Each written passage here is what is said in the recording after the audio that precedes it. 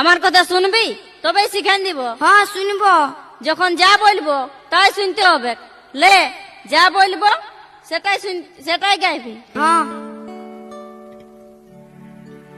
লে, শুরু করছি। পীড়িত করেলে করেলে সজনী, সময় চলে গেলে আর পাবিনি ধনী।